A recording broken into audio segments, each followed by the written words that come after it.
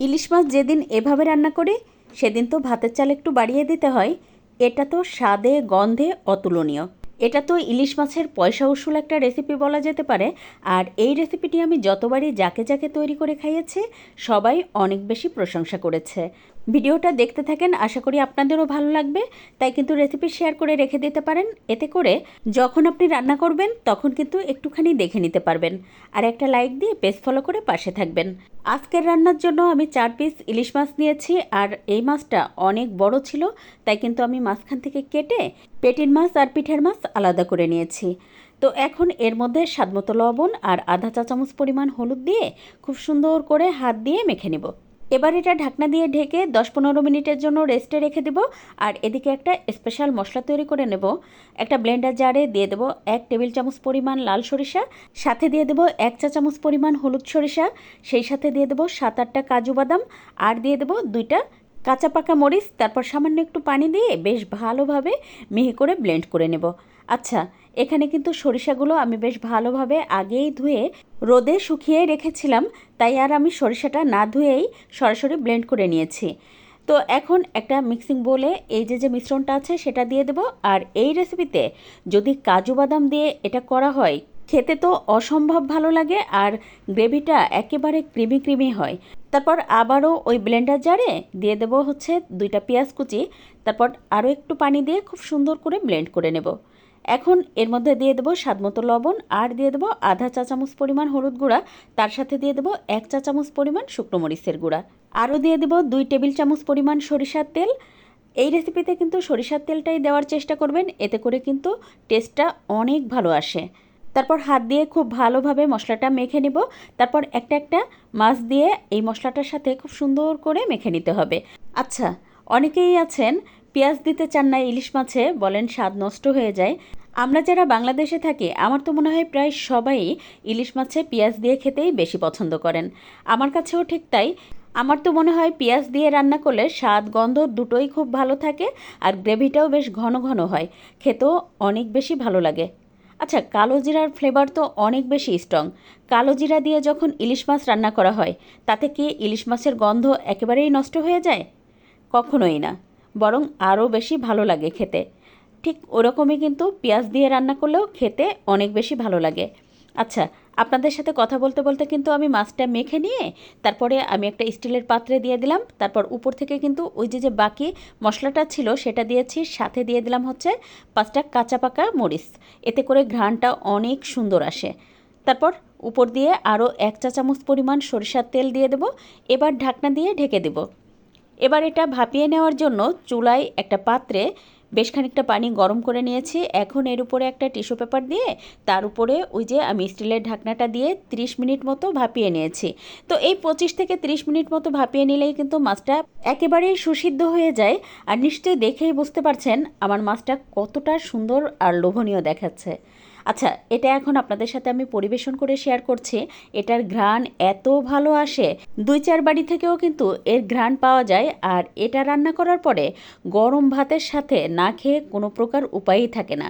আমিও তাই সাথে সাথে কিন্তু গরম ভাত নিয়ে বসে পড়েছি। এখন তো ইলিশ মাছের ভরা মৌসুম, তাই বলবো একবার হলো ছোট বড় যে ইলিশ মাছই পান না কেন সেটা দিয়ে এই রেসিপিটি তৈরি করে খান, ইনশাল্লাহ স্বাদ মনে থাকবে। দুধের মধ্যে 4টা ডিম দিয়ে যদি এভাবে মিষ্টি বানানো শিখে যান, তাহলে বাজার থেকে আর কখনোই মিষ্টি কিনে খেতে চাইবেনই না। এটা খেতে এত মজা হয়। আর যখন এই মিষ্টিটা তৈরি করি তখন তো ঘরে ঘ্রাণে মৌ মৌ করে, এত সুন্দর একটা শাহী ঘ্রাণ আসে। বাসায় যারা থাকে তারা তো বাটি নিয়ে হাজির হয় আগে একটু চেখে দেখার জন্য। আর এটা চাখতে যেয়ে এমনিতেই অর্ধেকটা শেষ হয়ে যায়। আজকের ভিডিওর জন্য এখানে আমি 1.5 লিটার দুধ নিয়েছি। এবার এর মধ্যে 4টা ডিম দিয়ে তারপরে দেখতেই পাচ্ছেন আমি এটা কিন্তু খুব ভালোভাবে দুধের সাথে মিশিয়ে নিচ্ছি। আমার কাছে হ্যান্ড হুইক্স থেকে ডাল ঘুটনি দিয়ে মেশাতে সহজ মনে হচ্ছিল বলে তাই কিন্তু আমি ডাল ঘুটনি দিয়ে সহজে মিশিয়ে নিয়েছি। আর দেখতেই পাচ্ছেন দুধে কিন্তু কোনো প্রকার লাম্পস নাই, দুধ আর ডিমটা একবারে মিশে গেছে। এখন একটা পাত্রে রেখে দিব। আর মিষ্টিটা বানানোর জন্য চুলায় একটা প্যানে 3 টেবিল চামচ পরিমাণ ঘি দিয়ে দেব। ঘি দিয়ে মিষ্টিটা বানানো হয় বলে এটার ঘ্রাণে পুরো ঘর মৌ মৌ করে। এবার এর মধ্যে দিয়ে দেব একটা এলাচ গুঁড়ো করে, এতে করে ডিমের আর কোনো ব্যাড স্মেল থাকে না। এখন এর মধ্যে দিয়ে দেব 1/3 কাপ পরিমাণ সুজি। তারপরে সুজি দিয়ে বেশ ভালোভাবে ভেজে নেব 3-4 মিনিট সময় নিয়ে। চুলার আঁচ এই পর্যায়ে মিডিয়াম লো করে দিয়ে কিন্তু ভাজতে হবে, তা না হলে চুলার আঁচ বাড়িয়ে দিয়ে যদি ভাজা হয় তাহলে সুজিটা পুড়ে যাবে আর দেখতেও ভালো লাগবে না, খেতেও ভালো লাগবে না। এখন এর মধ্যে দিয়ে দেব অল্প অল্প করে ওই যে আগে থেকে দুধ ডিমের মিশ্রণটা। আর হ্যাঁ, এখন কিন্তু অনবরত নাড়তে হবে, কোনোভাবে নাড়া থামানো যাবে না, তা না হলে কিন্তু দলা পেকে যাবে। তো দেখতে পাচ্ছেন আমি কিন্তু খুব ভালোভাবে মিশিয়ে নিয়ে দিয়ে দিলাম হচ্ছে সামান্য একটু পরিমাণ লবণ, আর দিয়ে দেব আধা কাপের একটু বেশি কনডেন্স মিল্ক। এবারে সব কিছু খুব ভালোভাবে নেড়ে মিশিয়ে নেব, কোনোভাবে কিন্তু নাড়া থামানো যাবে না, তা না হলে কিন্তু দলা পেকে যাবে। দেখলেন তো, নাড়তে নাড়তে এটা একেবারে কিন্তু ছানার মতো হয়ে গেছে। আমরা ছানা কেটে নিলে যেরকম হয় না, ঠিক সেরকম নরম তুলতুলা, আর পুরো কিন্তু এটা দেখে উপায় নাই বোঝার যে এটা ছানা না।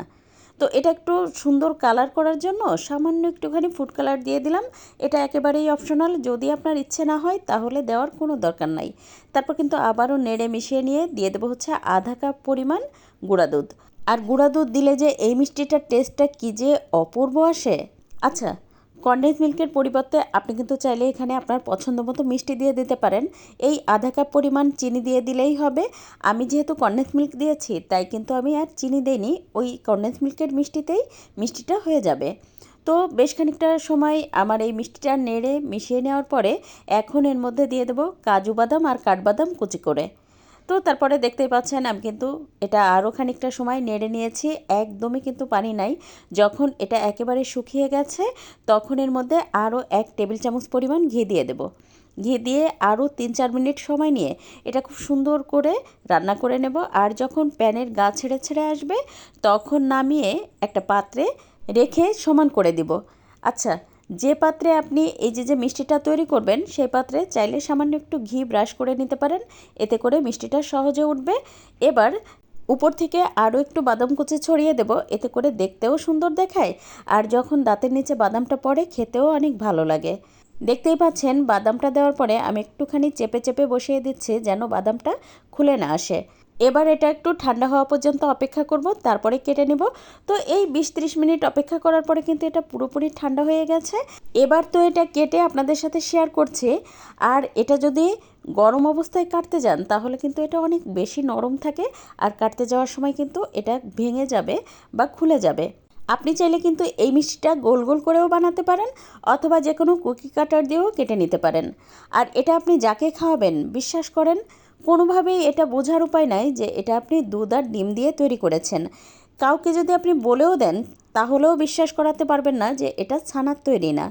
আর এটা যে কী পরিমাণ সুন্দর একটা ঘ্রাণ আসে, একেবারে রাজকীয় একটা ঘ্রাণ। এটা আপনি চাইলে যে কোনো অনুষ্ঠানেও পরিবেশন করতে পারেন, অথবা কোথাও বেড়াতে গেলেও তৈরি করে নিয়ে যেতে পারেন।